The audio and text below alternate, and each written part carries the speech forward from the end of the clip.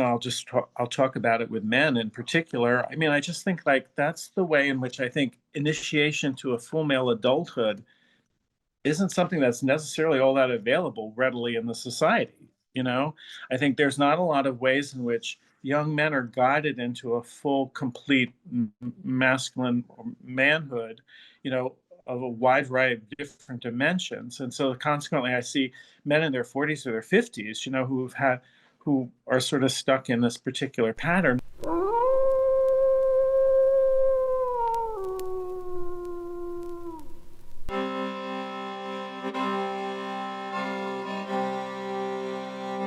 Rob Hopcke, so nice to have you back on the podcast.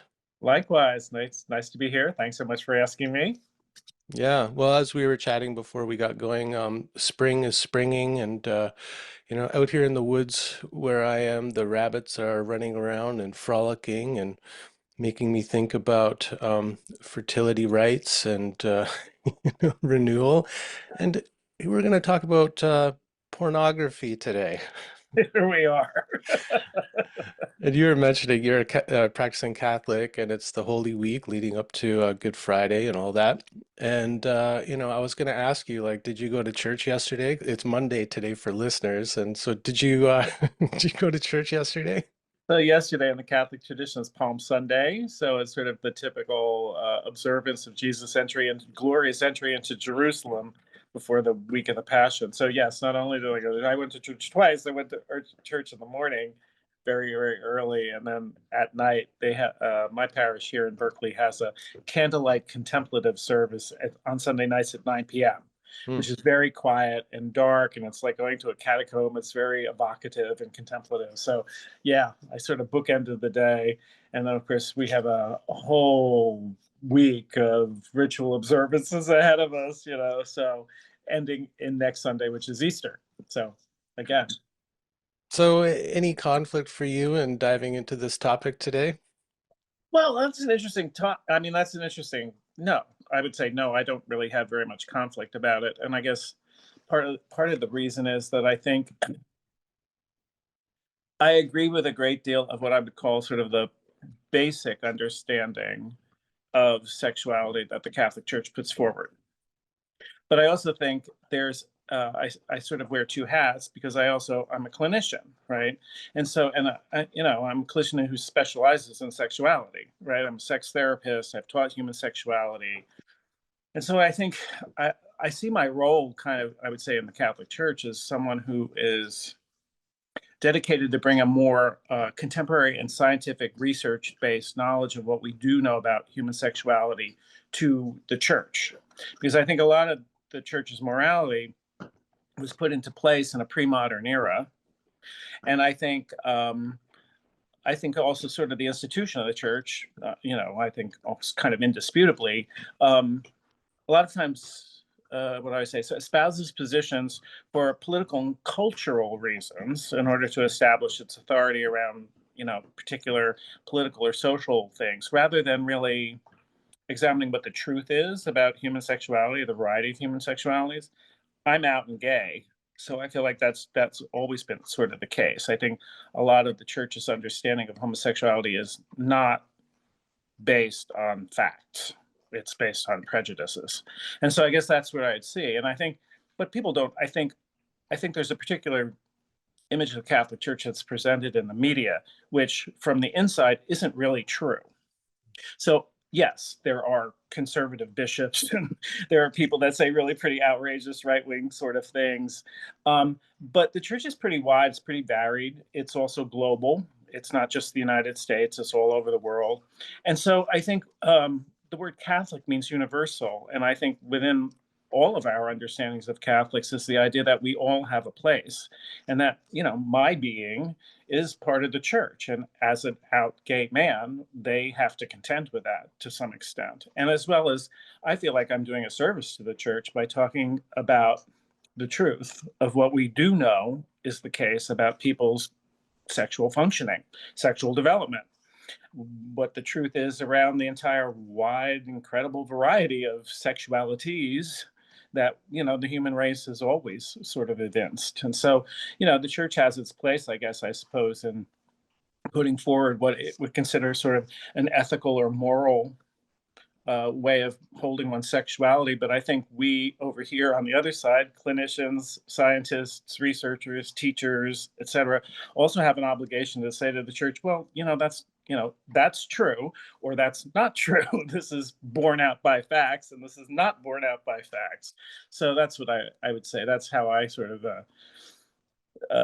understand it. I'm in consistent, ongoing dialogue with the rest of my Catholic friends and sort of, and I feel like I think what people don't sort of see from the outside is that there's a huge range of opinions and a lot of active, smart discussion within the church about all of these issues around women's place in the church and in society, about what femininity and masculinity is, certainly about homosexuality, gender, and what we're going to talk about today, right?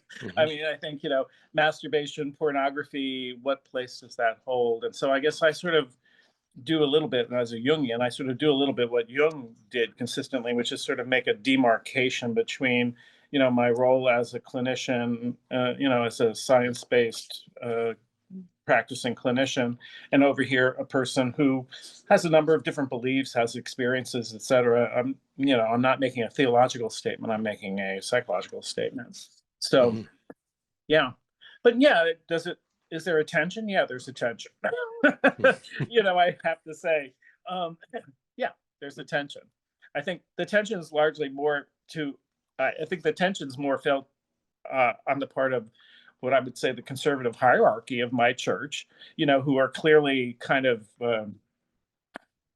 mounting a rear guard action against sort of the encroachment of the modern world, I would say. And so consequently, they come up with some very extreme and sort of dogmatic statements that aren't based on actual research or facts, a lot of times just to sort of stake the flag.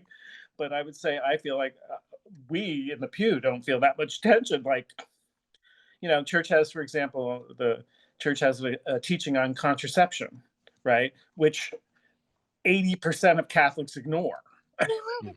So I have to say, there's a way in which there's what goes on here officially and what goes on the ground. And that's where I often sort of say to Americans, it's very much like the current situation we're in which there is an administration in place. And there's a vast majority of people who take issue with it, don't pay any attention to it, oppose it, or just don't even let it influence their life, and they go about living their life in whatever way it is. And so I feel like there's a lot of times I think that's kind of a similar parallel situation. There's a government and then there's life on the ground in the real world. So Right. Yeah, I thought you would be like a very interesting person to have this conversation with, because that you're a practicing Catholic and you're a clinician, you work with people around their sexuality. Because a lot of the stuff in the mainstream now coming from the Catholic right is anti-porn, right? And and that's not kind of, just from Catholic, right? I mean, I think from general American Puritanism, in general. I mean, across, I think, any kind of religious. I mean, I don't, I don't know of any American religious group that advocates pornography. I have to say, like my church, the evangelical churches, I would say sort of the mainstream Protestant churches might not necessarily be that vociferous about it, sure. but the evangelical or the Mormon or the more conservative wings of those churches are definitely, yeah, exactly. I don't know anyone who's pro pornography, right? On the religious side, yeah. On the religious side, yeah, exactly. Yeah, I didn't mean to center or to single out the Catholic Church in its view on pornography. Yeah, for sure, it's across the board, but just specifically because you're a practicing Catholic, that and you're kind of, I think you're looking at it from an amoral perspective or beyond ideas of right and wrong, because it's actually happening in people's lives and people are wrestling with it, and so that's what you're trying to serve, right? And I mean, I guess that's, yeah. I mean, to get into the discussion we're going to have today, right? I mean,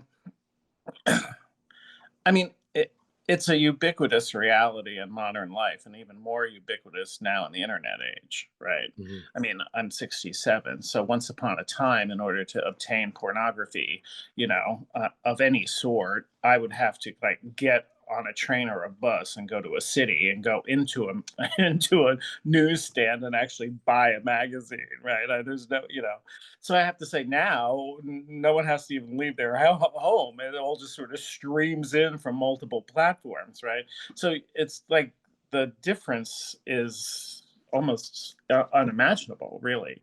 So that's what I would say. It's a ubiquitous reality, right? Mhm. So there's that. Um, and of course, I sit in my seat as a clinician. So I'm interested in, consistently interested in, how does this particular medium either enhance or help someone develop their sexuality in a comprehensive and integrated way? And how might it actually lead them down dead ends pathways or represent a defense against integrating their sexuality in a healthy way, you know, by narrowing it down or by dematerializing it, right? Because Mm. pornography is not, you're not in it, when someone is watching pornography, they're not actually interacting with a real flesh and blood human being, right? I mean, it's this largely visual and auditory, two-dimensional experience in which someone is mostly interacting with their own fantasies in their own head projected out onto the material, right? So that's why I would say, I might say that that's what I might call the first problem with it, right? That it's not, in my view, it's not especially inclined to help someone uh, be sexual in an integrated way, right? So it's this very like specific sexual dynamic that's largely two-dimensional and fantasy based, right? And so consequently, what I frequently see, and this gets into the meat of the discussion, is obviously meeting and interacting with real live people in the complicated world outside your own bedroom or home is a much more complicated process, right? And involves a lot more vulnerability and a lot more potential benefit, but also potential catastrophe, right? So, a lot of times, what I see as a clinician is people who've taken refuge into pornography, Mm. unfortunately, Mhm. and making that transition from two-dimensional and fantasy based into three-dimensional and reality based um, is very fraught, and there are Right. not a lot of there's not a lot of help available, right?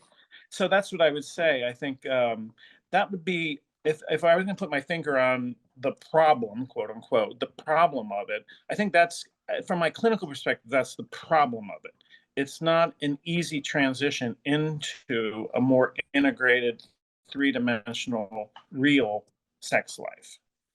It could be. Yeah. I mean, I guess, some people, but again, I'll bracket that as a question. I'm seeing people who've got problems with it. That's kind of, it's a self-selected population that comes into my office, so they have problems with it. Yeah, but I would say, even my own experience of it. I mean, it's very easy, I think, for anyone with other kinds of issues, anxiety issues, trauma, uh, any other kinds of things, poor social skills, etc. It's got to take refuge in pornography, and that's what I'd say. I think and it becomes kind of compulsive. It's a little, obviously you get an endorphin rush from it, like any other kind of internet interactions, like game playing or doom scrolling or reels or anything. You get this endorphin rush, and it can become kind of addictive or compulsive in that sense, right?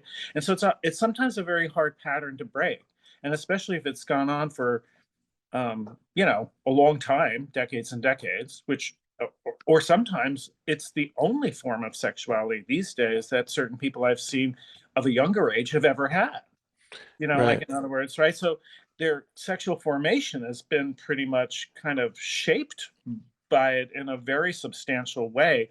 That's and then we haven't even, you and I haven't even talked about the way in which, for a lot of folks like myself, gay, lesbian, any kind of queer people, LGBTQ people in general, folks who are non-binary, trans, whatever kind of sexual minority you might have around your gender orientation or your sexual orientation, it's even more easy to kind of hide yourself in pornography and not venture out and take the risk of actual interactions, which in some ways are reality based. There's some real dangers Mhm. about doing that in the real world. Pornography is much safer, but I don't think my problem with it, in short, is that it doesn't necessarily lead to a full, whole, and well integrated sexuality. And so that would I say I don't have a moral problem with it really, but I would say frankly, I mean, if any of we were just talking about religion, any of the religious institutions have a moral problem, that's really the fundamental moral problem that they've Hmm. got with it.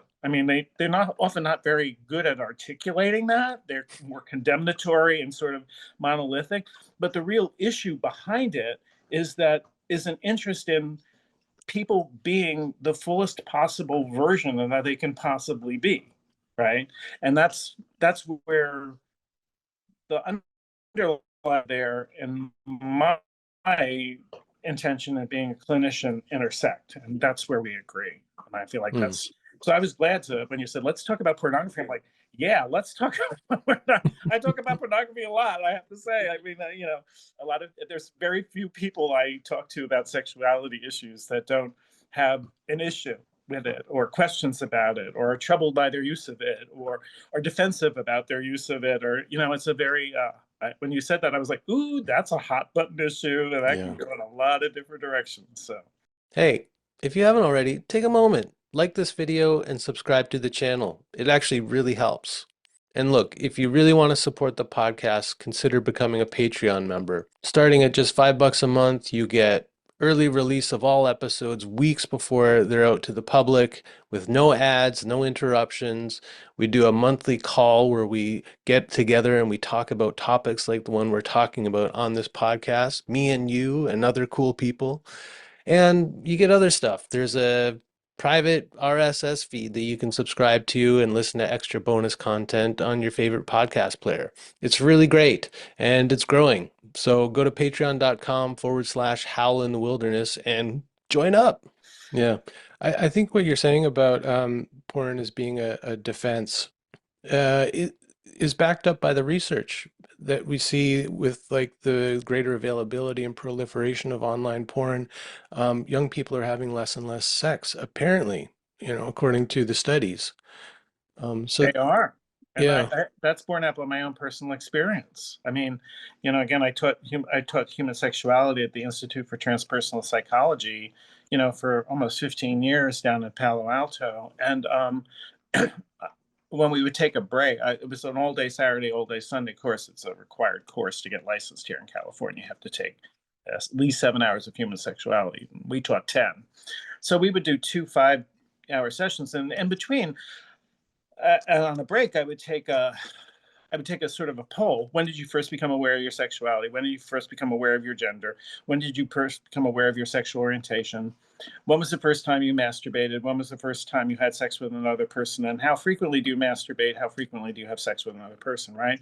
And yeah, that's what I saw. I mean, over time, those latter numbers were decreasing. And again, I'm talking about graduate students. We're talking about people, we're not talking about people my age, whose sexuality or hormones might be declining with age. We're talking about people like in the prime of their life, and they're having sex less and less. Yeah, that's true.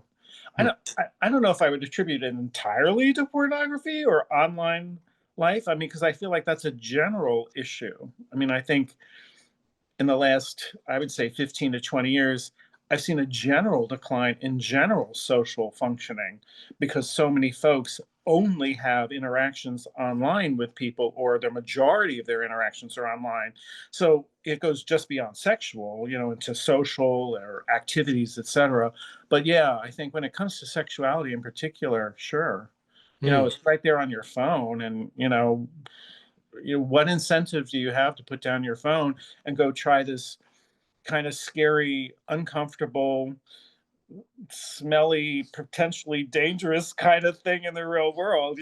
It's much easier to just kind of, as clients of mine might say, get it taken care of, at home.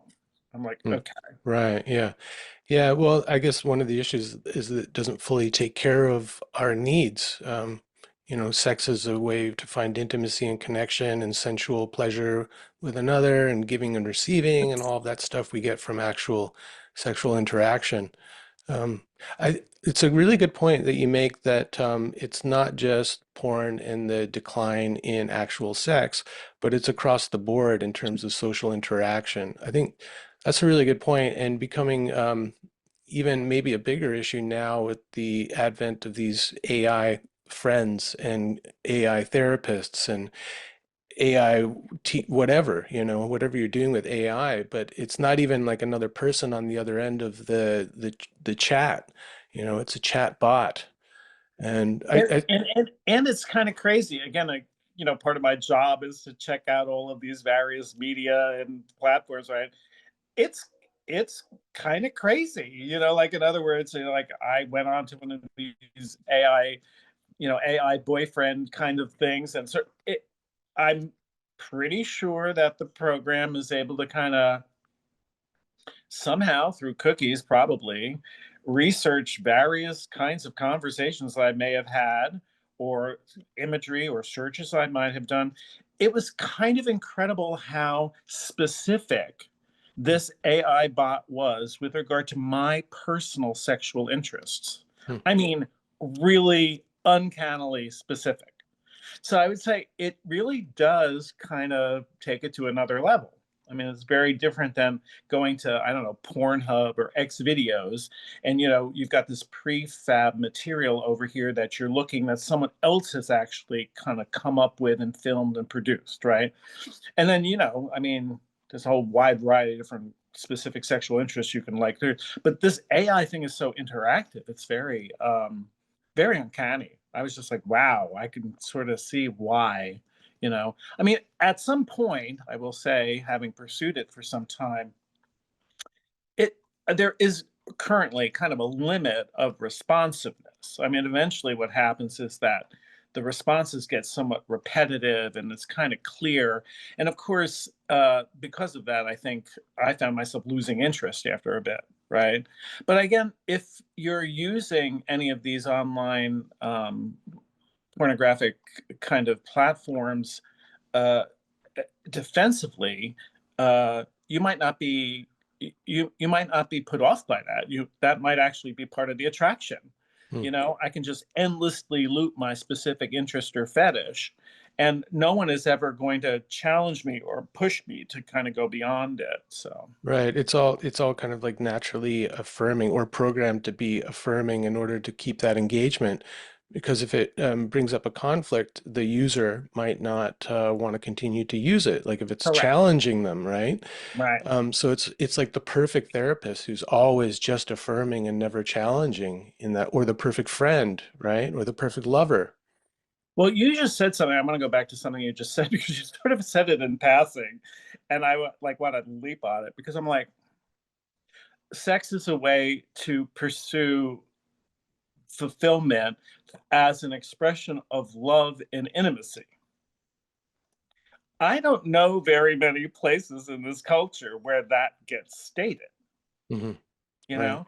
I mean, this is where I would say that's where, you know, to go into a little bit of a detail, if you go to the official catechism of the Catholic Church and you open up sexuality, it asks, what's the purpose of sex? And it says there are two purposes. And the first purpose they term as unitive. In other words, sex is an expression of love. We unite ourselves in, as you just said quite articulately, in love and intimacy. It's an expression of love through physical intimacy. And in the Catholic Church, the second purpose is procreation. I mean, heterosexual sex, of course, is procreative, right? So I would say, but that's secondary. Like the primary That's understanding fascinating. is I love. would have thought that it was only procreation. I It never isn't. And heard. that's why I talk about it because I'm like, that's the only aspect of it that a lot of members of the hierarchy stress. But that's contrary to the actual catechism. Hmm, The actual catechism, the first purpose is sex is a loving act. It's a unitive act. And that's based on the idea that God, however the way we understand God, is in a loving relationship with his creation. So sex is kind of a mirror of God's relationship to creation. Anything that's loving is godly. And sex should be, could be, is meant to be primarily a loving act, right? Hmm. And secondarily, it is a means for propagating the species. Now, you can't deny that, right?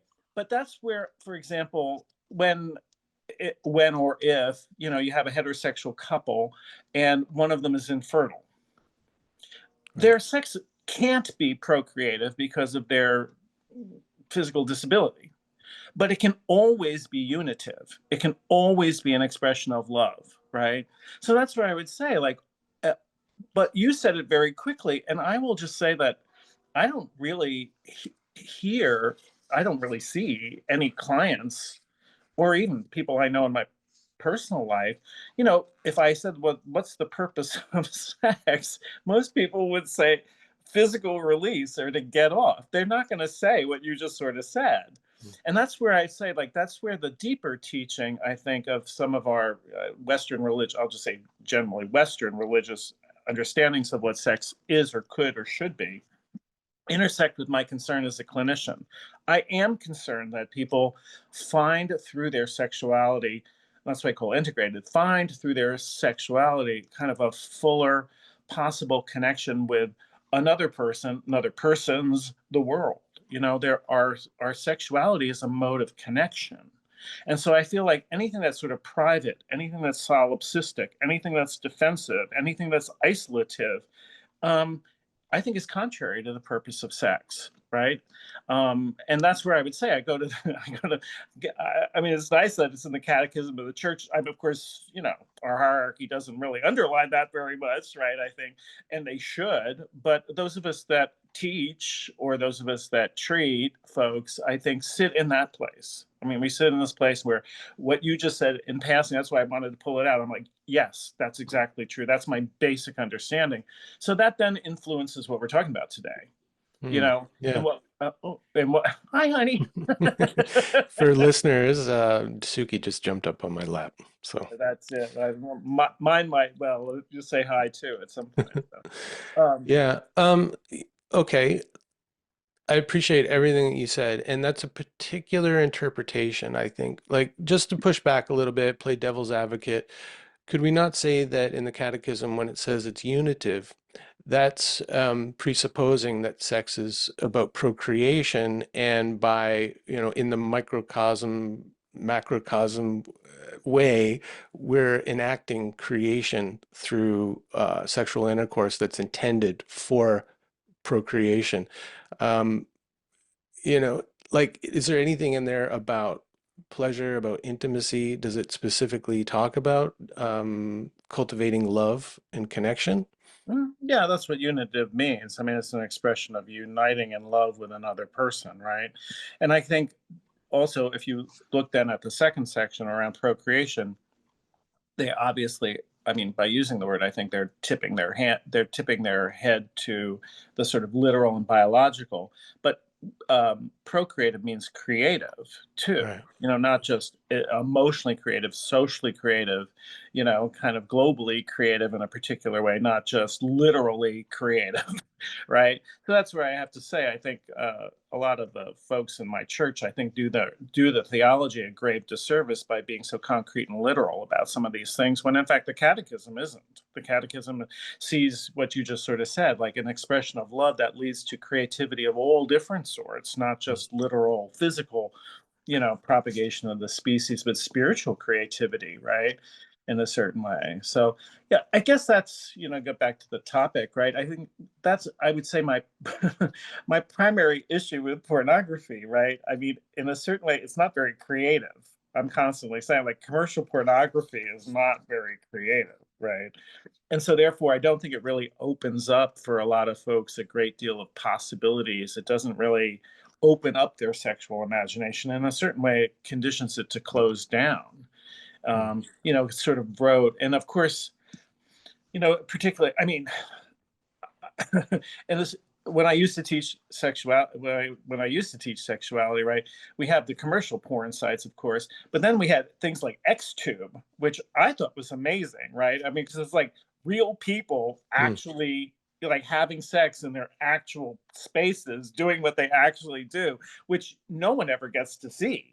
Right. I mean, like what's just happened, like there they are having sex and the cat's walking across them and you see the fact that the laundry isn't done and then it gets squirted in the face and oh my god, and it was great. So that's what I used to have them do. I used to have them go on XTube, which is now closed down and not available, and sort of look at like what real people looked like having sex in their real environments.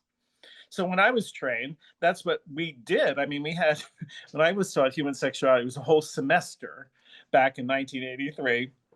And there was this whole series of clinical films, that you had to put on a film projector and real, like actual films, right? And we saw all kinds of people. We saw dwarves having sex. There was an entire ethnic thing in which we saw Asian people having sex, black people having. We saw people amputees having sex. We saw gay men having sex. We saw women having lesbians having sex. We saw every kind of possible thing to desensitize us as potential clinicians, Mm. right? So that we were sort of exposed to the wide variety of sex in our, actually saw it, not just imagine it, but saw it, right? And Wow. monitor our reactions. So that's what I would say. Like I did that with XTube. It's sort of great. That's my problem with commercial pornography. It's like it's unreal. Like it's staged. It's not especially creative, and so therefore, my problem with it psychologically is it doesn't tend to open people's imagination, right? It tends to Yeah. close them down. Yeah, and that was definitely one of the things I wanted to talk about with you is that how the nature of pornography itself has changed over the years. I grew up in the 70s and 80s, and the early days of porn, it was incredibly creative and also like funny. Like Yes. Deep Throat was a comedy, and films like Devil and Miss Jones or Behind the Green Door were weird and arty and full of like symbolic imagery. Right, right, And right. and now porn just seems to be kind of documentarian. It's very can be very clinical with all the bright lighting. Everything is lit. The sharpness of HD. There's like nothing left to the imagination. But there's also no attempt to create a narrative. Yeah, or to create a kind of art. And I think like one of the things that I think about, and this is maybe like a Hegelian kind of perspective, is that the quality of the porn is more damaging than the use of porn. I think that's a great way to put it. I might actually use that line to say I think you're apt. You put your finger right on it. That's what I'm talking about. The quality Mm. of it is much more problematic, right? And you're correct. I mean, you and I are from a different era. I mean, I would say I have the sort of the gay equivalent of that too. I think the idea once upon a time, of course, because you couldn't see pornography at home in we did the pre VCR. You had to go to a theater to go see it, right? And so consequently it resembled much more of a feature movie, and so Mhm. more creativity had to go into it because I mean, I remember my late husband and I going into San Francisco to see the debut of Centurions of Rome. It was this like you know big budget gay X movie that was doing and it was sort of like this, as you say, a very because it was gay, a somewhat campy take on some of like these Cecil B. DeMille, sword and sandal biblical the Amazing. centurions in Rome, except they were all having, these centurions in Rome having sex. And the acting was terrible, but there was like big budgets and costumes and stuff. Yeah, that doesn't happen any longer, I think. Yeah, like yeah, I know it's funny. I was thinking about that too. Like even if there was like a striving toward something like art or filmmaking, uh, it often didn't reach that just because of the quality of the writing and the performances. But at least there was an attempt to make it something more. Um, yeah. What do you like? Okay, so following like Jung's notion that psyche is image, image is psyche. I think like if we want to like look at porn in a deeper way and people's use of porn, I think something about the kind of images that we're attracted to tells us something about what's going on in our psyche, which would be a much different approach than just trying to use CBT to help person get out of the addiction. But like, let's try to understand like what is the strong attraction people to have to the porn they're looking at, and what are the specifics about the type of porn that they're attracted to? I talk about that all the time with my clients, right? I mean, I guess that's what I would say. I think occasion clients come in, sort of with a self-confessed porn addiction, so to speak. Mhm. And that's immediately what as a Jungian, that's immediately what I dig into, right? I'm like, what kind of porn? What are the images? What are the symbols? What are the situations, people, places, and things you find yourself attracted to, drawn to? What feels compulsive about it? What do you feel compelled to see, et cetera? Why is that? I think it can be a rich form of self-exploration, very much on par with sort of dream work, right? Because these are spontaneous images that come from the unconscious that have a particular meaning that we would do well to kind of mine and bring to consciousness and sort of understand. And a lot of times, what happens too is that with that kind of awareness, some of the libido, some of the psychic energy behind those compulsions drain away. That's Right. what I say, right? I mean, if you understand it, then there's this part of you that's not just participating any longer, but sort of standing aside looking at it. And, that eventually, that's not that sexy, like you're at a distance, right? And that's what I see. That's what my clients sort of find. And that's how I go about it, right? Which seems a little paradoxical to a lot of the clients. They're expecting me to, I don't know, kind of again, they may have sort of encountered priests of the Catholic Church or their Mormon elders or their evangelical pastors, etc., who've given them all kinds of ways to stay away from pornography. And the Jungian approach is dive in, Hegelian, right? Dive in. Let's find out what this means. Why do Chinese women? Why does cunnilingus? Why does anal intercourse? How come tickling? Why clowns? I mean, like you name Why it. clowns? Exactly. So that's what I would say. Again, in You've seen 45 years everything. of doing this, I've heard it all, right? So this is it. And when we go down that route, suddenly, and again, Jung's point is if we understand what the symbol is in a wider, deeper, more authentic way, we'll be relieved of the compulsion to project it out and then pursue it. And I feel like that's what consistently happens. And then what happens is then the person has, instead of throwing the psychic energy out, they now possess the psychic energy to bring to their partner or to a sex partner or to a potential sex partner in a real and felt, grounded, full, and integrated way. And the sex that they then have potentially is much, much more fulfilling, both physically satisfying as well as emotionally and even spiritually satisfying, right? So Mm. that's what I'd say, like, yeah, that's exactly the way I go about it. And I think a Jungian would go about it. It's like, okay, this is a compulsive symbol. Let's look at that. Let's Yeah. unpack it. Yeah. Yeah, it kind of follows the dictum of, follow the symptom. Like, let's go into it. Let's try to find out what's the energy behind it. What's the attraction behind it? And I think that's a really good point, is that by going deeper into it, like bringing it more into your consciousness, that will, yeah, diffuse some of the compulsive energy behind it, or compulsive attraction behind it. And I think too, also like then when you go into an actual relationship with someone, you have a better sense of what you really want, and maybe you can start to communicate that and be more upfront about that and not have a separate kind of fantasy life, but that it becomes more integrated into your relating.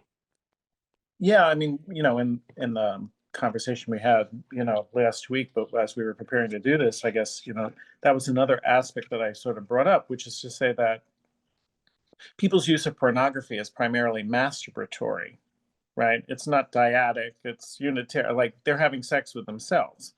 And so this is it. I feel like, and that, as you just sort of noted, can go in two directions. It can be a modality of self exploration and creativity, or it can be isolating and solitary, right? And so that's what I'd say. Like, pornography is a masturbatory activity. I mean, there are, in fact, and I of course encourage couples to use any kind of sexual material that they want to be using together. But I would say, frankly, that's a very unusual circumstance. Not a ton of couples that, if they have a real person in front of them, they're going to be watching the TV screen, right? And sometimes they use it to kind of enhance or explore, do some mutual self exploration. But, most of the time they're motivated to get to the real sex, right? That's what I Mm, would say. So that's what I yeah. would say. Masturbatory pornography tends to be sort of a primarily masturbatory experience or activity. And in that sense, yeah, it can be used. I use it. I say, let's talk about, what this brings up for you, right? But that's where I would say, okay, well, how does your self-pleasuring, fit into a larger sexual palette or repertoire, or diet, so to speak, And that's where a lot of times I think another aspect that I see in pornography is that it tends to sort of represent somewhat of a undeveloped or somewhat adolescent kind of Mm, stage of development sexually, right? And of course, if you're you're afraid or haven't been helped to or guided to or haven't been talked to or formed in any way to kind of bring your sexuality into a dyadic or relational context, you can kind of get stuck in kind of teenage jacking off in front of in front of your phone and keep going around even at a relatively late chronological age in your life, so I feel like there's this masturbatory quality to it that I think is double-edged. And I tend to kind of, again, obviously it's not my place to be condemnatory at all about it, so I tend to sort of go in the direction we were just talking about, like, tell me about what your experience is, because eventually what we're want to do is, as you just sort of said, we're going to want you to be able to bring all of that knowledge that you've gained from your masturbatory self-explorations into relationship with someone that you actually love and care about and want to have a certain kind of physical, sexual, emotional, and even spiritual intimacy with. So that's kind of, yeah. So that's sort of interesting too. I mean, again, I think, that's where I stand maybe in tension with kind of the larger religious tradition I sit in, right? I mean, like, like, I guess sort of condemnatory about masturbation when in fact I'm like, okay, there isn't anyone in the entire earth that doesn't masturbate. So like being condemnatory doesn't make too much sense to me about it. I don't think that's the way to mm. go about helping Right. people grow. It just, yeah, it only leads to shame and Exactly. repression. Exactly. Yeah. You were married for a long time, right? I was, yeah, 33 years Paul and I were together, yeah. Yeah. So I wanted to talk about the role of sexual fantasy in long-term relationships because, it's one thing to think, yes, I can explore my sexuality and what turns me on and then bring that to my relationship and kind of live it out fully and all that. But what happens when the partners have maybe different kinks? They're turned on by different things. Do you think there's a role to have a kind of a private fantasy life and that not be a kind of transgression of the marriage vows? Because that's something I also hear from people is that they feel shame if they're in a partnership with someone and they're using porn. Um, there's this idea in the culture now that that's as it's kind of like cheating. Yeah, that's a really, this is what I said when you said, let's talk about pornography. I was like, wow, we're going to go in a whole billion directions, right? Um, well, where to start on that thicket of things? Um, I think ideally, again, and like any ideal, it isn't always necessarily incarnated in people's real lives, right? But ideally, I think what I guess I think I would advocate and do advocate is that if you're in a relationship, uh, I have found that when couples bring the fullest possible sexual energy, or sexual erotic energy to one another, that's the most fulfilling, right? And so I feel like I think of it in a way, and of course, but then you have two different people, right? So Mhm. I think of it in a way as sort of like tastes around food, right? I mean, let's share a meal, but you don't necessarily have to eat what I'm eating or even like it, right?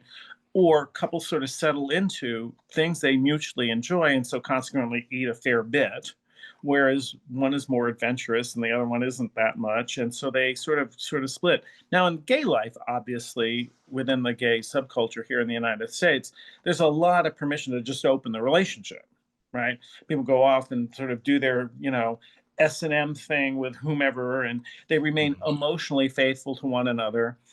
I've seen that work over the long Hmm. time, but usually what occurs is that the primary relationship becomes therefore non-sexual. Like, in other words, it eventually they're turning their sexual or erotic attention away from one another, and it's being spent outside the relationship. Now, I don't have any judgment about that. I mean, if people are happy with that situation, it's not my place to say there's anything wrong or right about that, right? But I constantly think, like, what would it be like if they turned their sexual um, energy toward one another, right? If this person over here expanded or tried some of the stuff that the other partner is interested in, or vice versa, right? I sort of see that, in a certain sense. And I feel like that's I wouldn't say argument for imposing monogamy, because I don't think that's going to work, but that would be one for choosing it. Like, in other words, like, what if I brought my full sexual self to my committed partner and we figured out a way of expanding and deepening our sexual erotic relationship over time based on the fantasies we actually don't share? Wouldn't that be an interesting experience? I don't see very many people doing that. And I have seen couples who have done it, and that I've worked with, and it's been kind of amazing. Like, it's been this entire modality of relating to one another in a long-term relationship they didn't really even think about. They were Hmm. just like, either, I, I think people think in a very sort of literal and concrete way about their eroticism or sexuality. Like, this is a specific kink, that I have that you don't have, and boom, right? Now, there are all kinds of things, of course, that people do with one another that turn one partner on a heck of a lot more than it turned the other partner on, right? I think sometimes that's because of there's the anatomical dimorphism of men and women, where we're just sort of like, there's that, right? I mean, he's not going to know what, he's not going to know what a stimulated pussy feels like, but he's nevertheless engaged in it, right? So this is where I said there's a certain kind of mutual giving and exchange that can occur in the course of sexuality that I sort of like to use as a sort of an ideal matrix for encouraging couples with a diversity of sexual interests or kinks to kind of start exploring with one another, rather than just simply say, oh, well, I'm not into that, so go off, do this over here, over that, over that. Hmm. One of the ways for one of the things that sort of we frequently bump into kind of in the gay community is this very when I say binary way of thinking about tops and bottoms. Yeah. Like, I'm always the top, I'm always the bottom. um, and I would say it would be kind of nice if you sort of expanded your repertoire a little to sort of like, okay, what would it take for you to top, and what would it take for you to bottom? And I have had the experience of it be kind of revelatory for certain couples when they've actually taken my advice and sort of dug into it, rather than, I'm just going to have sex with another third party and get you off the hook, right? So that's where Right. I would say you don't. There isn't a great deal of uh, there isn't a great deal of encouragement in the culture, at least in my gay subculture, to do that.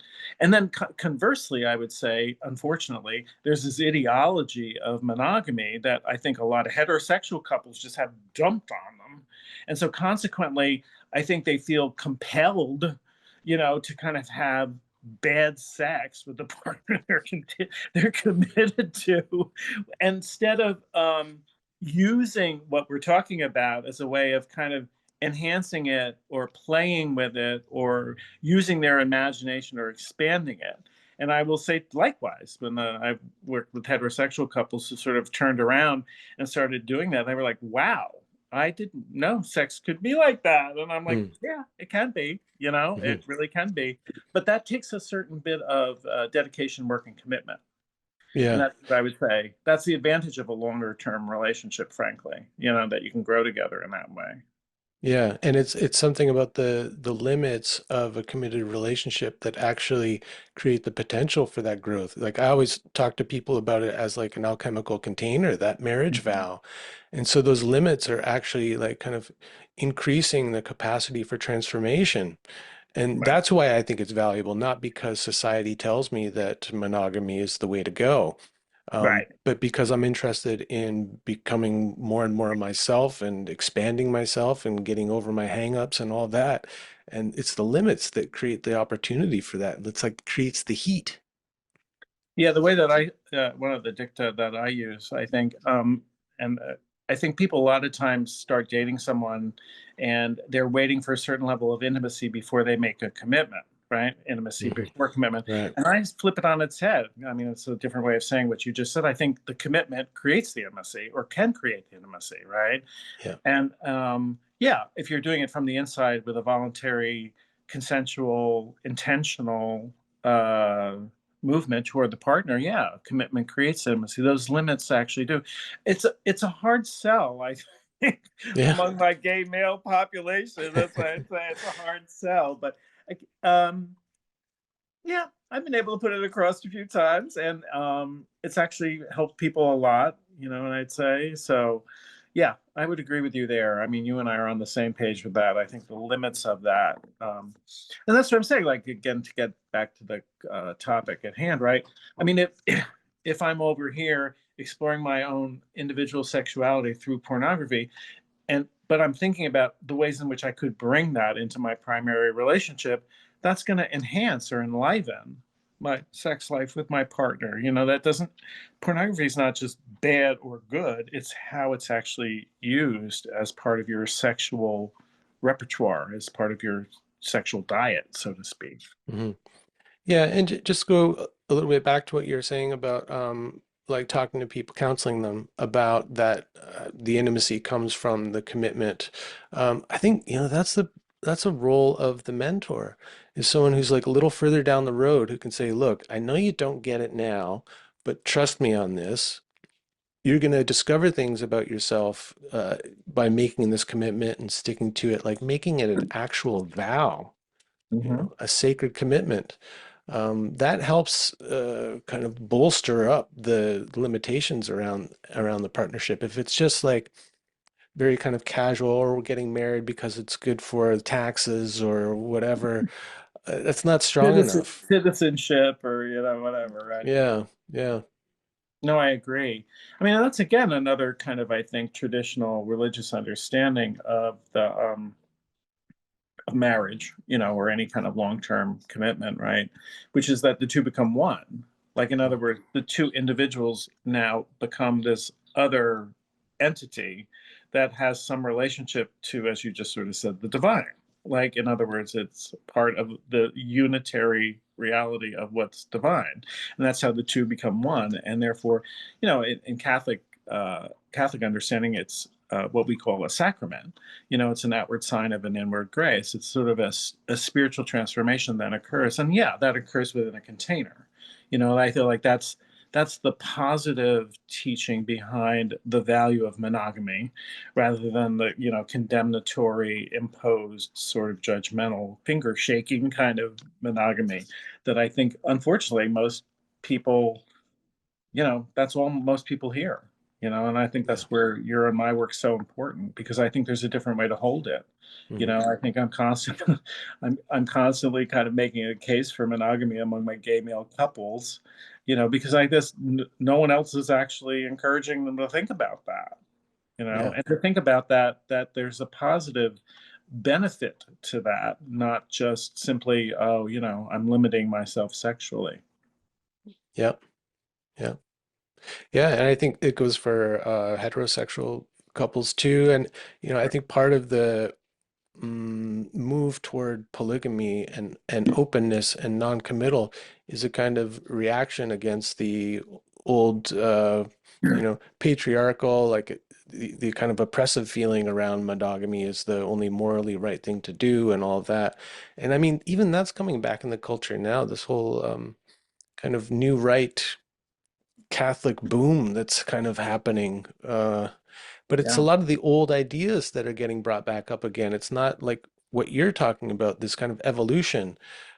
I mean, that was like Jung's, I think his big critique of Christianity and why it kind of failed a lot of people in the West is because it wasn't creative. It didn't continue to evolve and meet the needs of the changing culture and all of that, right? Right. And that's where I'd say, sort of, again, talking about heterosexuals, I mean, I'm constantly saying, like, okay, let's deal with like the reality. I mean, the reality is that to the extent that any of this has been researched over the last 100 years, right? I mean, within heterosexual couples, somewhere between, I don't know, 40 and 75% of men, and somewhere between 30 and 67% of women have had sex with someone else other than their husband or wife, right? So this whole idea that, I don't know, I mean, partly I talk about this from my position as a gay person, like promiscuity is constantly being projected onto us as a community, but in fact, the vast majority of heterosexuals are not monogamous either, Mm, in reality. So that's where I feel like I have a place as a clinician and talking to my church, which is to say, this is the reality of human behavior. Now, you can want it to be X, Y, or Z, but this is what people are actually doing. So we have to understand why they're doing that and then talk to them about that in a way that's not judgmental. You can't just impose a behavioral standard on people if you don't understand. This is where I come as a clinician, right? Or we come as clinicians. Like, you have to understand why they're doing it. If they're doing it for a reason. mm, And if they come to us and want to change it, or if I think it, or I or someone else thinks it might be damaging, or they could be live a much more fulfilling life if they changed their behavior or thinking about that. The first step is to understand why. Why is that? Rather than just ignore the fact that it's occurring and saying it should be X, Y, or Z. So that's what Jung was saying, right? I mean, mm, there's this dogmatic quality to any, I mean, and it's not just Christianity, but like any religious, there's a dogmatic tendency in any religious outlook to just be kind of impose this sort of standard. Because I mean, so there's a Buddhist version of it, and there's a Hindu version of it. A little less Hindu. Hindus are kind of all over the place. They're a little bit like, but definitely an Islamic version of it. mm, This is what I was just sort of saying. And so that's where I feel kind of like that's my place as a clinician. I'm like, okay, let's understand why people are, for example, not monogamous.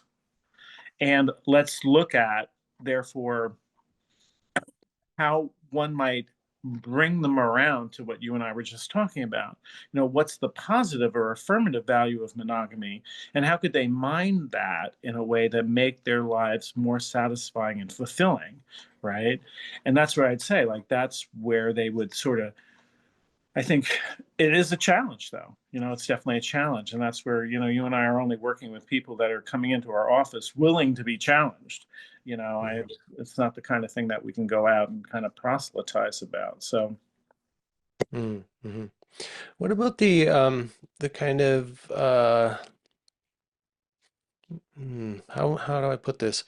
It seems to me that when people are engaging with pornography in an obsessive way, there's something going on there under the surface about power. Like, I think of the kind of the young man or the older man, but specifically the young men who haven't had a lot of actual sexual relations with other human beings. Um, when they go into the porn world, they can kind of vicariously have sex with any woman they want, any type of woman, as many times as they want. And there's something there about like there's a sense that I have power in this situation, but it's not real power. It's like the illusion of power, the fantasy of power. What do you, yeah, you're nodding. So tell me what It, you it's found the out about that. X-Men. It's the X-Men Marvel universe.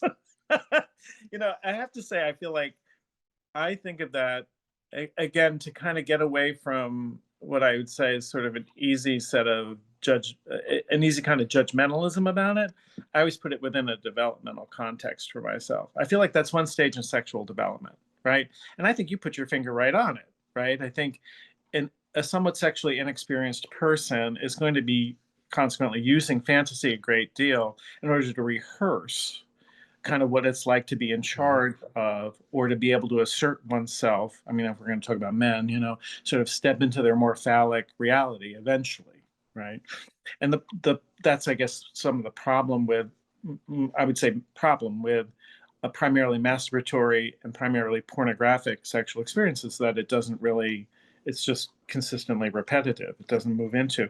But I think you're putting your finger on it. It's like, it's exactly that. Like, they're trying to seek a way in which to develop a certain kind of power or self-confidence around their sexual self-presentation, right? But if it stays in fantasy, it's not going to really help them, Mm. right? And so that's, I think, my or our job as therapists, in a certain sense, is to sort of like encourage them to step out, actually go on dates, actually have sex with people. Sometimes they need to do that, by actually purchasing it. In other words, kind of Mhm. hiring a masseur, hiring a model. A lot of times, however, I live in Berkeley. I mean, there's a lot of sexual opportunity in Berkeley. It's a university town. A lot of Kind of get sex out. therapists A too. lot of sex therapists in the San Francisco Bay Area. It's a very sexually, quote unquote, liberated place, a very sort of progressive place. So, I'm well placed to sort of say, like, you don't have to just sit home and do this. You can actually try some of this out. And that's kind of it.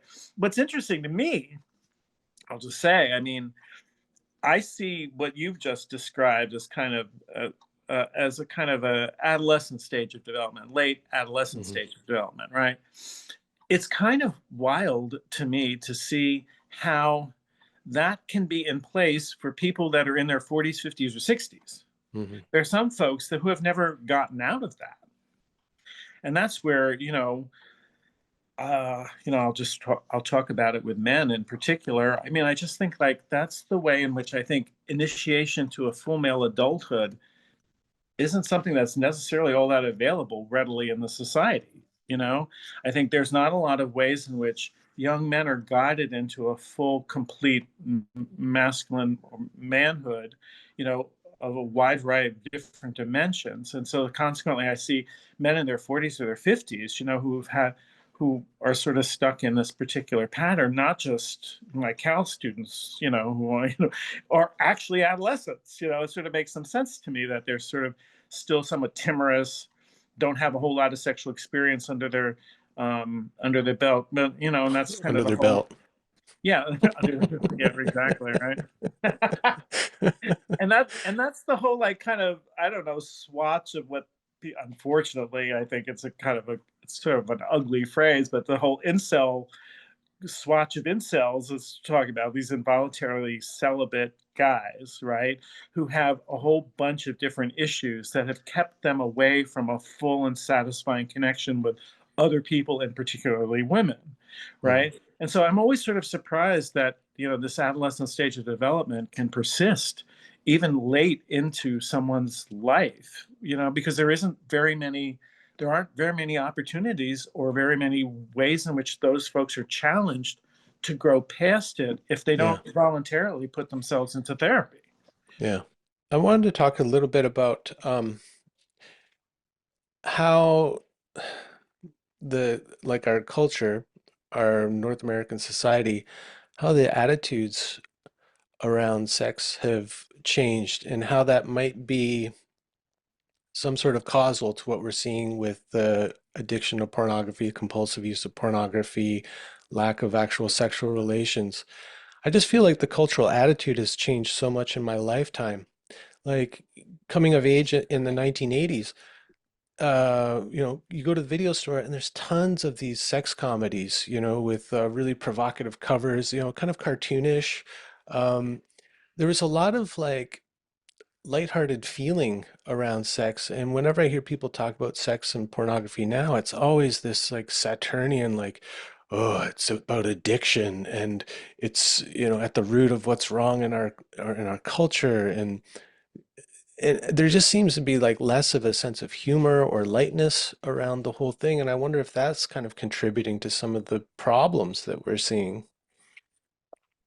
I mean, again, I wouldn't say I've seen very much substantial change on any of the attitudes around sexuality in the course of my lifetime.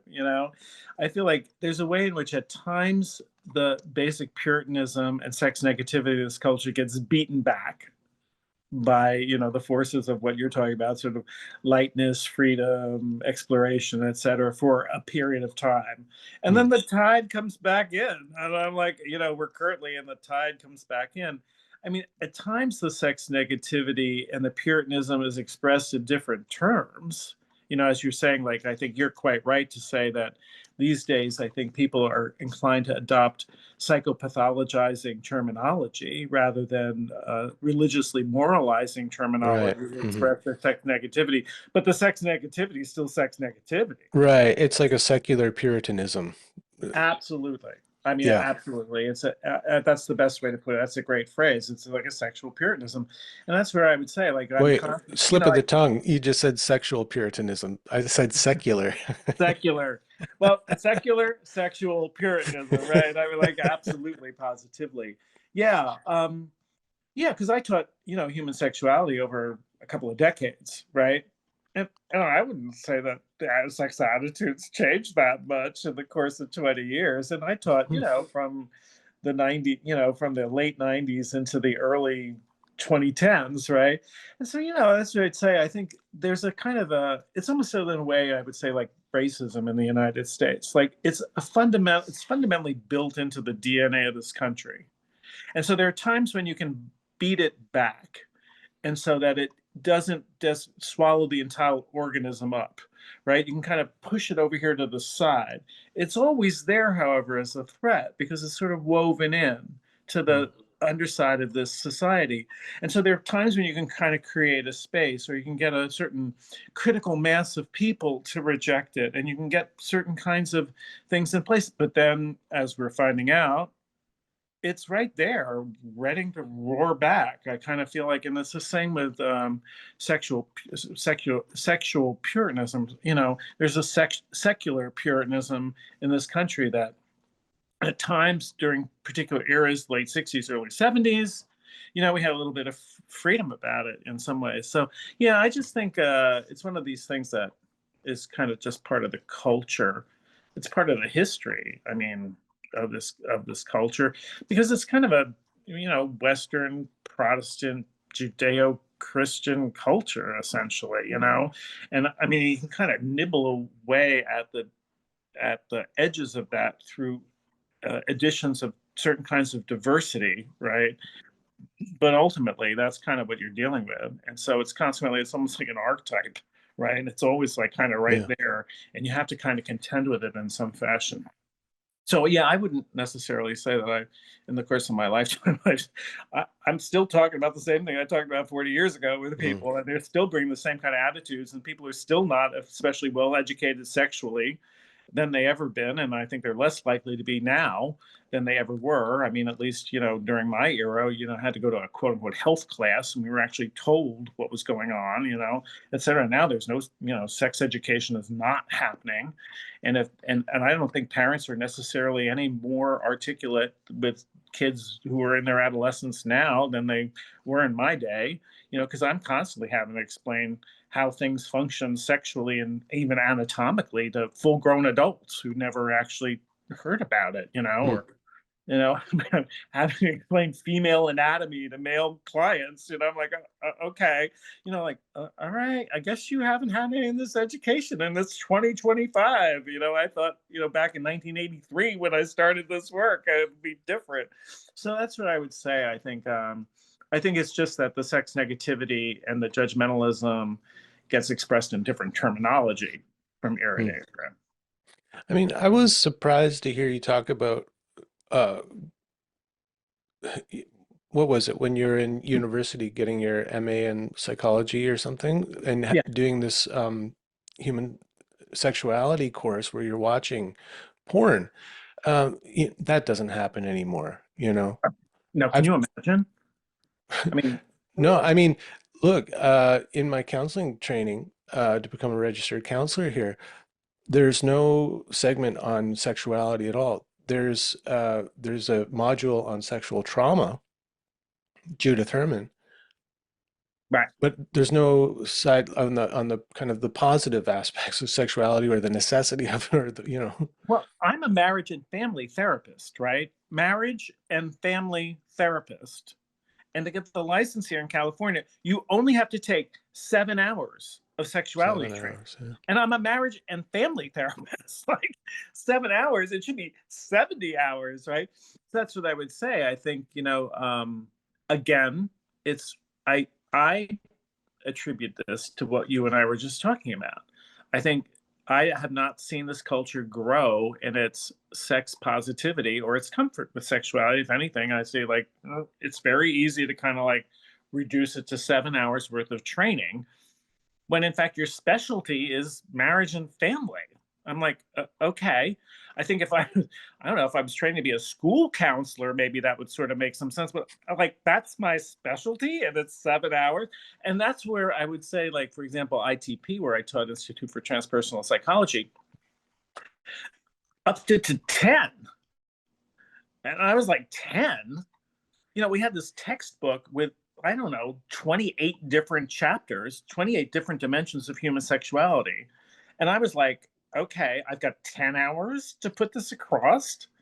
I mean, in my training back in the 80s, I was licensed in 86, and when I did my counseling psychology degree in 1983 to 1986, it was a full 30-hour semester course, right? Which that made sense to me. And even that doesn't feel like a ton, but Mhm. that's at least we did that. And so again, if you have 10 weeks, 3 hours a week, we could spend 3 weeks, right? We could spend 9 hours just desensitizing ourselves by looking at those videos, right? Now, those videos, I would just sort of say, just to correct, those were not pornography. Those were clinically produced sex training videos. So all of those couples were having sex in the same bedroom. Oh, That was being filmed by, like these were like, so that was one of the ways around the kind of like, oh my God, it's not, they're showing these kids pornography, right? It was sort of like these were very clinical sex therapy training films, but like it was very sort of very neat and proper. It was not very, very but clinical. it was Yeah. very clinical, but in a way that How was, bizarre. but in a way that was kind of good in a certain sense. In the sense that, like in a sense that it kind of got around some of the people's discomfort with it. Right. So, yeah, I would agree with you. I think it's kind of amazing that such a fundamental part of human experience, and which is at the core of my particular clinical specialty, is not addressed in any greater degree than it already is. And that, again, I attribute to the secular puritanism that we're talking about. Hmm. Hmm. Yeah, can you imagine the University of California or the California State University system?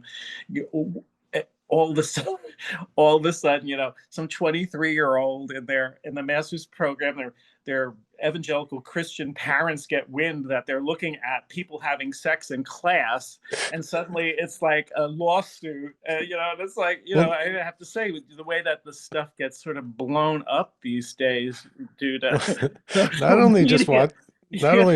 watching clinical sex, but like black dwarf amputees.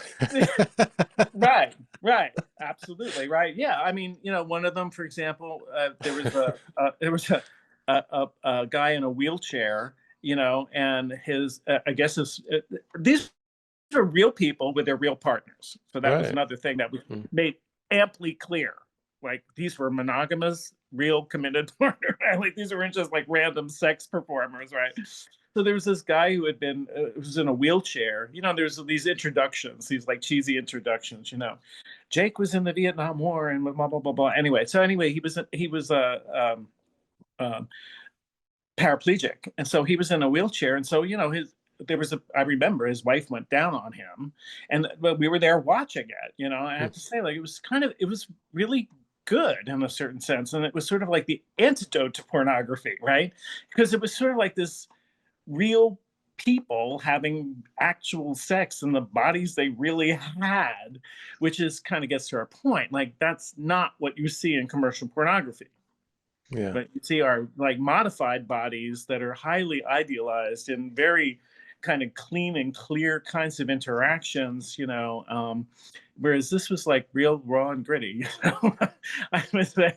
Yeah. But even like you just describing that scene, I felt my heart open. I was like, wow, how sweet actually to be able to witness that. And that's why I think people did it. Like these were educational films. It was a series of clinical educational films, and I think that's what I would say. Yeah, exactly. And that's But what. not actually not desensitizing, but actually sensitizing, right? In some Yeah, I ways. mean, yes. I mean, in a way, what I mean by desensitizing is what you and I are talking about, like desensitizing people from the pornography culture that we live in. Right, I know. To sensitize, right? To So you're not sensitize them shocked, to. you're not shocked and judgmental when people come to you with their real Right. life experience. Yeah, for Right, sure. right, right, right. So that's what I would say. I think also it was obvious that there was an attempt to kind of counteract a certain level of racism, right? Because there was a Mhm. whole series of non-white people having sex, so that like if we had people, non-white folks, black folks or Asian folks, we have a vision in our mind of what that looks like, Yeah, it's so that. humanizing. Right. It was sort of enabled us to have an imagination about it. And I was very sort of transformed. And we did that for 3 weeks in a row. Like we saw 9 hours of that. It was just like, and we flip another one up, flip another one up, flip another one on, Well, there I'm, was cunnilingus, there was anal sex, there were gay men, there was this, there was that, there was the other, there was an entire series on fellatio. Like, this is what black people look like giving fellatio. This is what gay men look like giving fellatio. This is what lesbians look like cunnilingus. This is what heterosexual cunnilingus looks like. I was sort of, it was a very, yeah, it was very educational, and and obviously, as you can tell, I'm talking about it 40 years later. Like very, very formative, very yeah, informative. yeah. And also it got you're able to get a kind of sense of your cohort there, like whose hand goes up for a bathroom break during what scene. You're like, oh, I know what you're going to do. Absolutely, This one got to you, absolutely. didn't it? That's right, and that's where I would say that's again part of the issue I have. Well, what we're talking about, I think this is a part of the issue with pornography, is that it's just such a restricted fantasy-based universe that I think the transfer of whatever benefit you might have from watching it to the real world in your actual relationships is pretty minimal, unless you're really guided, unless you're really willing to use it in that fashion, which is what I try to do with my clients. I'll just say I'll try to do, because pornography is a reality. I mean, Mhm. everyone's, for the most part, people are watching it. So that's what I would say. Like, okay, let's just dig into it. Mm. Okay, well, maybe just to kind of wrap up, like to get quite didactic, because it's really common. Men who come to see me, I'd say like probably 80% of them say they have some kind of struggle with their pornography use and they're trying to understand it. Um, so if someone's listening to this and thinking, well, yeah, that's kind of me, I'm caught by this thing and you know, it feels like a problem. What are some kind of like questions that you might suggest people just start asking themselves in order to, go deeper into it? Well, I mean, I guess it's sort of two pronged. There's the judgments people have about the judgments people may be that the judgments people may have about their watching it. And then there's the content of why they're watching it. And those are two different things, Hmm. right? Yeah. So I guess that's the first thing. I mean, I always sort of address, okay, why do you think it's bad? I mean, I can be convinced, but you're going to need to convince me, right? Because I think what I would say is sort of, I think of sexuality as this like vast river of impulse that we can direct in a positive way or could direct in a negative way. So Yeah. let me just sort of say, like, okay, like, where does the judgment come from? So Hmm. I would say, if they can make the case to me that they feel like it's limiting their own potentiality, I'm down for it. That makes sense to me. But if they're parenting, parroting parental, Yeah, there you go again. right, parroting parental judgments or things that they were told, etc., then we have to examine that. I have to say, let's examine that, because I think I'm very suspicious of the sex negativity. As you can tell, sex negativity is culture, and I don't think that's going to lead to somebody's liberation. psychological liberation. So I'm like, okay. So that's the first thing I address. I'm like, okay, if somebody says to me, for example, or if anyone's listening to this, and they find that their use of pornography is actually desensitizing themselves, they're not finding themselves they're not enjoying it. It's feeling like very compulsive. If they find themselves turning to pornography or masturbation in order to handle situations or avoid handling situations, yeah, then I would say I would agree. That's a problem because that's not a creative, fertile, liberating use of that particular kind of sexual fantasy material or behavior. So that's that. And then the second thing is, I think, let's just say people listening to this don't necessarily have that set of judgments. They just are aware that it takes up a lot of space in their life. Okay. Then I would be like, okay, like, let's look at like, what's, I think the question I always ask is, what is the situation? What's the person, place, or thing that actually triggers your orgasm? Hmm. Because that's the thing that's got the most potency. Might not necessarily be one thing. There's probably a set of things, right? Ideally, but those are the things that are the most symbolically potent. Hmm. And I think that's where I would dig in. Like, what do those signify? I mean, I think particularly a lot of times when I'm talking about orgasm, I think there are situations in which vulnerability is safe. So I can let go, right? Or the other way around, we were talking about that earlier. There's a way in which I feel at the height of my power in the situation that makes me come. Hmm. Like, I feel like the moment of orgasm, whatever triggers your orgasm, whatever set of things or thing trigger your, or really potent. That's the question I would have if anyone was listening to this. That's the question I would ask myself. Like, what is that, and what does that symbolize? Hmm. What I do in therapy, obviously, at times, is I trace it back to the first time they experienced that. So I feel like that's sometimes a very significant moment in someone's sexual self-consciousness, right? I think that's the origin of, I think, a lot of fetishes, quote unquote, fetishes or kinks, right?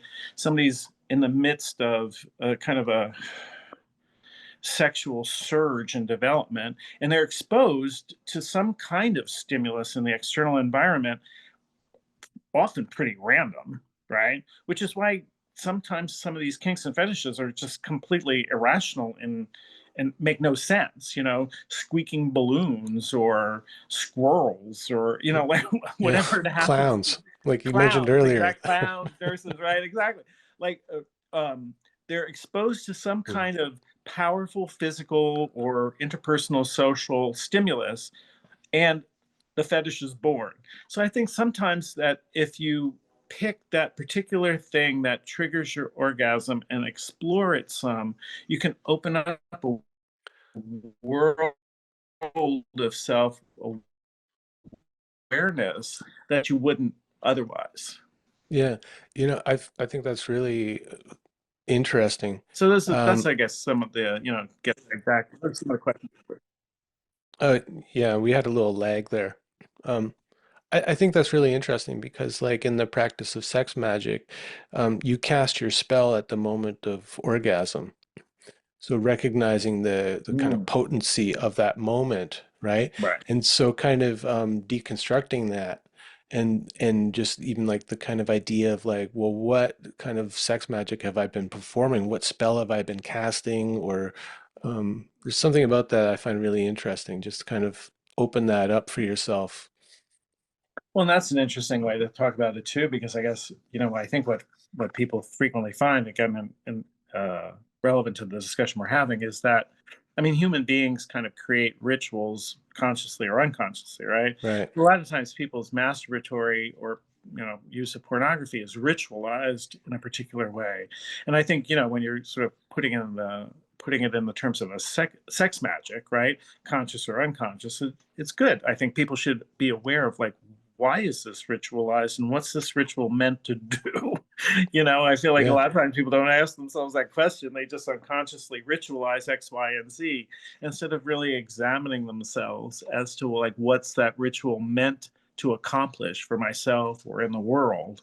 And that's another way to kind of open up someone's sexual self-understanding in a new and a potentially more creative way, right? Yeah. Yeah. Making the ritual conscious. Yeah, and Hmm. you know, investigating a bit what the intention Hmm. is. What's the intention? And that's where I'd say sort of, I think that's kind of an interesting way to think about it, right? I think, as you sort of said, that's the moment in which you're quote unquote casting the spell. So, like, what spell are you casting and why? And Hmm. what is it that you're seeking to transform in yourself or around you? Yeah, it's a very Right. powerful moment, and I think that's where I think the sex negativity or people's automatic parroted judgments upon themselves or other people get in the way of them Hmm. accessing the kind of essential power, like having taught human sexuality, right? I had a number of folks go into become I co-taught it with a woman named Cheryl Cohen Green, who is a surrogate partner. And so she talked about it, like, and I had a number of my students who actually went on to get training as surrogate partners, as say sex surrogates, like hands-on sex therapists who would have actual sex with clients who were sort of needed some sexual mentoring. So I would say best, right? And so that's it. And one of my students said, I said, well, that's kind of really interesting. Like, why did you decide to do that? And she says, like, sex is life energy. Hmm. She says, that's life energy. It's what brings us into existence, right? It's what keeps us alive, and it's what's propagating the species. It's life energy. It's like life energy. And I'm like, yeah, that's exactly right, which is why the negativity about it feels so wrong to me on some basic Right. level, right? Hmm. It's like life energy. It's sacred. It's rich. It's our existence. We came into being through sex, and so that's where she said, like, it's just really exciting to think that I could be a vehicle for someone being able to access that energy as fully as possible. And that's why I do the work that I do. And that's why I talk back to the church that I belong to about these issues. And I feel like it's life energy, and I feel like I'm there to kind of help people live it fully. And, in a conscious and intentional way as they possibly can. So, Well said. Yeah, I couldn't be more aligned. And I'm going to take that last few sentences you said and put it on the front of my website. I mean, this is what I'm here for. This is it what you're is. here for. Yeah, It yeah. is. To serve life It is. and It the is. flourishing of life in all its dimensions. Yeah, I mean I don't tend to think about literal procreation a great deal. I would say, particularly as Right. a gay man, Yeah. right? But she made the point. Like Hmm. none of us, we all got brought into existence through a sexual act. Well, I don't know. The tech bros with their Yeah. petri babies and all of that, they're seeing that they're seeing that as the better way to go now, which is like, oh my God, a whole nother can of worms. Well, that's a whole other can of worms. But I would say, that's 0.00001% of how people get brought into existence, and Yeah. probably vouchsafed to billionaires and not normal people. Most folks are going to be doing it kind of the old-fashioned way Good old blue for collar the under the time sheets. being. That's what I would say. And so that's what I would say. I think your point was really well taken.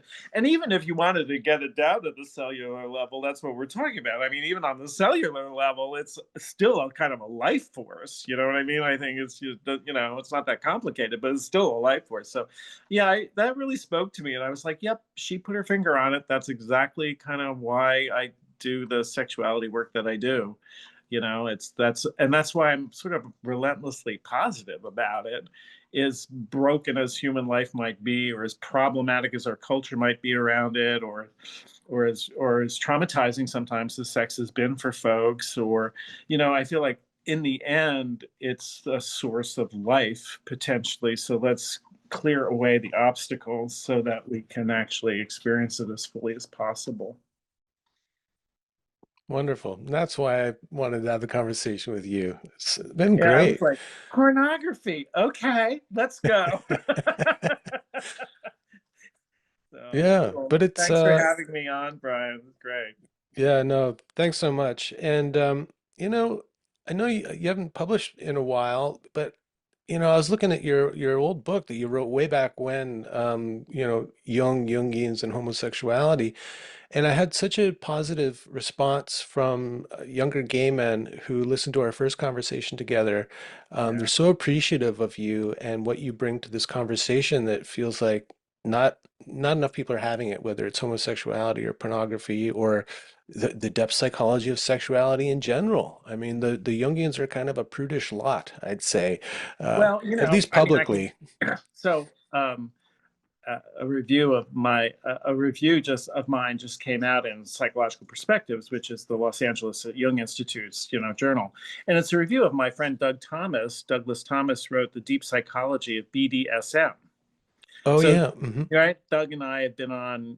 Doug and I are sort of like Doug, Christine Downing, and I are sort of like the queer triumvirate, so to speak, of Pacifica Graduate Institute. So if there are any LGBTQ dissertations, we're sort of brought on as their committee, right? So I've served with Doug on dozens of committees, right? And every time somebody does a BDS something, I'm like, Doug talks about it, I'm like, you need to write a book. You need to write a book. Well, he wrote a book. And it's Hmm. a great book. And I would just sort of say, like, it would be a really rich discussion to have with him, because I have to say the book is amazing, very Hillmanian. I would say, Yeah. I mean, in spite of James Hillman himself, I mean, James Hillman himself had a few issues, but I would say, like, Just a Doug few. takes Hillman's kind of dark view of things, and it's tailor made for exploring BDSM, I would say, in a way that Yeah. I think James Holmes probably turning in his grave about. But nevertheless, it's so fabulous. And what a and he actually in the book, kind of what I was very impressed about is the wide variety of BDSM that he kind of looks at. He looks at gay men, but he looks at people of color and its kind of master slave imagery and its Mm. intersection with racism. And it's just an amazing kind of book. So, yeah, there's, I would say, yeah, Jungians tend to be a prudish lot. But, as queer Jungians over here, we're still working on it. That's great. I have another kind of a suggestion too. James Perrin, who wrote wrote his dissertation on what he would call the animum, which is to say the contrasexual archetype, to try to degenderize it. And he teaches now in God, Austin, it's and I so would long time coming for that one. Jeez, I've been waiting for that too. there. And James is, I think, I was so impressed with his dissertation, like intellectually brilliant, non-binary himself, non-identified as non-binary, um, and teaches at University of Austin now, University of Texas at Austin. And he would be another one to come on. I mean, I think the book is coming out next year from Routledge. I think he finally, I, I and Doug both pushed him. I said, "This needs to be a book, and you need to publish this." So Totally. there are voices. I mean, there are definitely voices out there. But yeah, you're correct. It's not exactly like, I mean, Jung didn't talk about sex a great deal. I'd say he was trying to get away from the Freudian world. So he didn't talk about it a great deal. But I think, like, as queer Jungians over here are, I think it's our pathway forward to individuation. So we talk about it a Yeah. lot. Yeah, that's great. And yeah, I have communicated with Doug and just been waiting for the right time to have him on, and I think now is the time, and maybe I'll try to get him on next. So maybe even and I'll look up James James. Parham.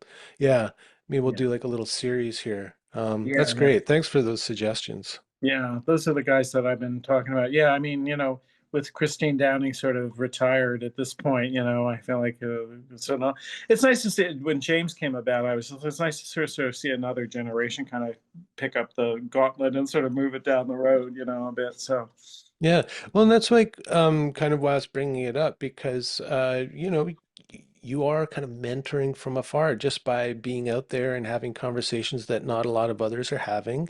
There are young people listening, yeah, and going, "Oh my God, thank God, like an elder is talking about this stuff, right?" Like I hear from them too. That's why I do these podcasts. It's always sort of amazing to me. There's like, yeah, I did I did This Jungian Life, with those three Jungian analysts, and um, it was kind of the response. I still get a response from it. It's just kind of amazing, and it's really gratifying, because I feel like I published these books for a long time, and I sort of always joke. I'm like, yeah, I'm very popular among the 13 faggots that read Jung and Jung's Homosexuality back in 1992. I'm like, I'm very popular, but now they're like, okay, it's sort of the Robin Spring of Rob Hopcke here, like, with the podcast and the internet. I think the ideas are out there, right? So, Oh, you know what's great is I found a copy of that book on the internet, and it's a scan of a library book, yeah, so yeah, yeah.